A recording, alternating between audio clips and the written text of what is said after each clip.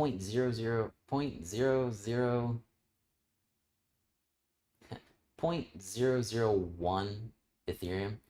Is that a whole lot of Ethereum? Yeah, it's a good chunk of money. It's, you know, it's not something you want to just lose. But 0.001 Ethereum, all right, doesn't break the bank. But you multiply that by 1,000, and now you have 1 Ethereum. That's a lot of cash. Okay, so with Genius, instead of something that needs 1,000 reads on HEX, you know, on Genius, that could be 20 reads. And, you know, to be frank, it could be 1 read. It could be a single read. It could be 9 reads from disk. 9 is a lot smaller number than 1,000 is what I'm saying. What we find on average is that for all of the Genius miners, when they have to end, to read all of their performance, you know, so that the owner of the miner, can receive your rewards, receive your interest, receive your performance rewards, whatever you want to call it, receive your return on your Genius, your return on investment, however you want to look at it. All of these, instead of there being 1,000 different reads, which costs a lot of cash, what we're finding is that on average, it's between 25 and 35 reads. No more than 40. Yeah, I think the maximum there is 40. I think the maximum reads there can be is 40. So the maximum cost to end your mining on Genius will be the equivalent of ending a 40-day stake on HEX, which doesn't cost much. And if in order to end your miner, if you had to do the processing, like for performance calculations, if you had to do that, you're going to get 10,000 Genius. So you're going to get rewarded for that. It's very economical. All right. It's cold in here. It's really cold. I wish these lights were a little hotter.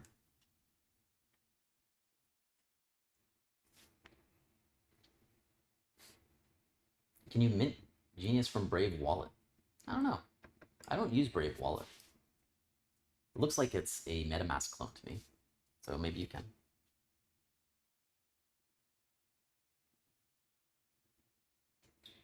Can you explain how you thought the Fed saved the day?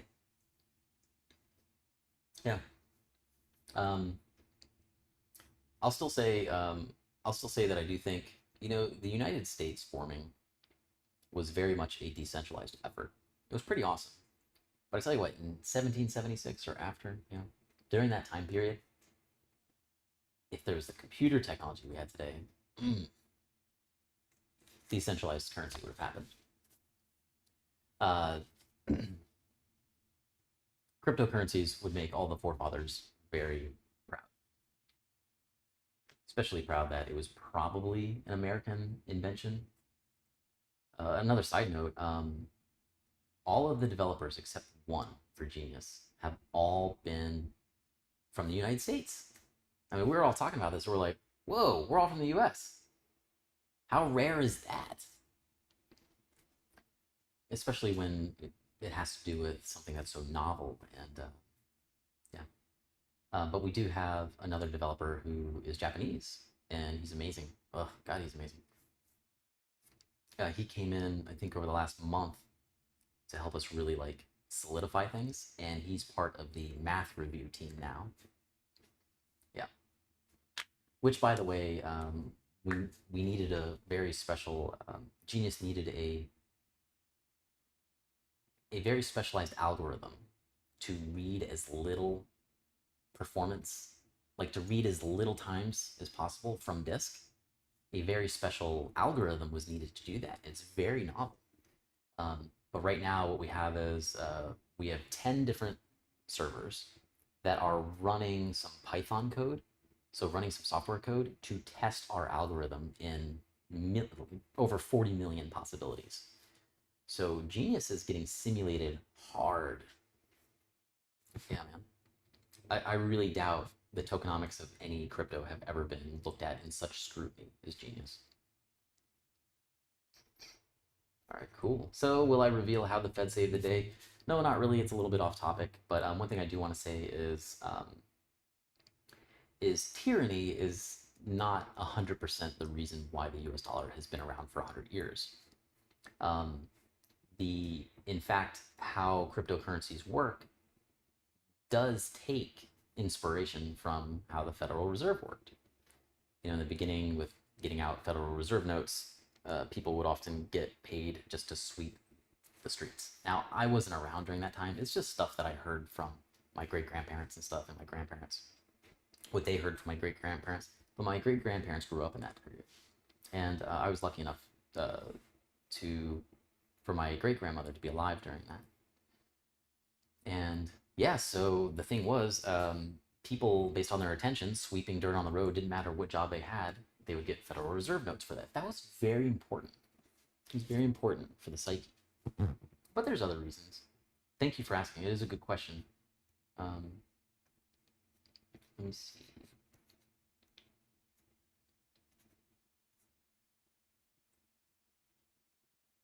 Will CertiK finish its audit until launch, or will get postponed after launch? That's impossible to know. If CertiK doesn't find anything major,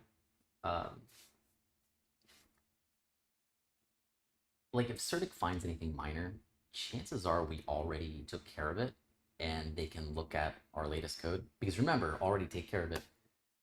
We've had an independent security auditor working with us for quite a while, and reworking with us when we had to refactor the code. Because sometimes when you make the code, you got to change it in different ways so that it can serve the purpose it needs to serve. Especially with Solidity, there are many interesting constraints for the programming language for Ethereum for smart contracts. So chances are whatever CertiK finds, we've already fixed. Like there is a major problem that has to do with for those of you who are aware of it, it's called like a re-entrancy attack. There was a very creative one that our independent security auditor found, and I don't know if CertiK will find that, because I'm pretty sure it was fixed before CertiK really got the code in their hands.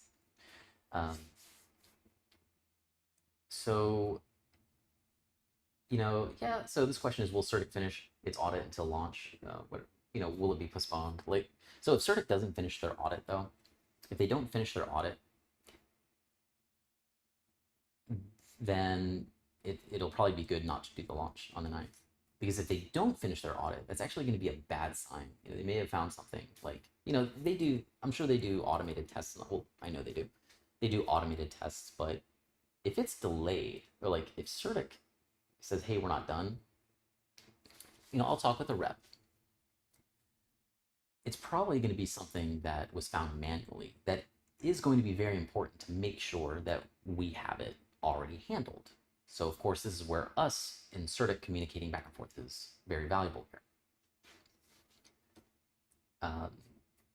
And that's what we're interested in finding. We're interested in finding something that we don't know about. So, if there is a postpone for launch, I doubt it would be any more than a month postponed. This is good information for you all to know.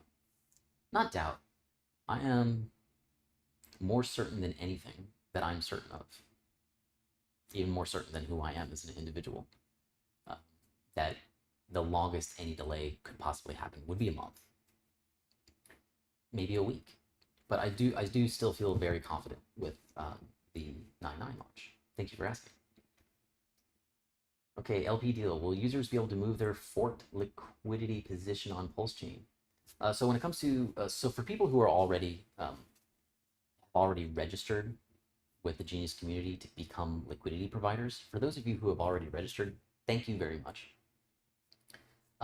We're almost halfway to a goal of $1 million, and really $1 million point something is the most we can do with the amount that of rewards that that Whales pulled together to incentivize people with. But when it comes to all of these really weird edge case situations,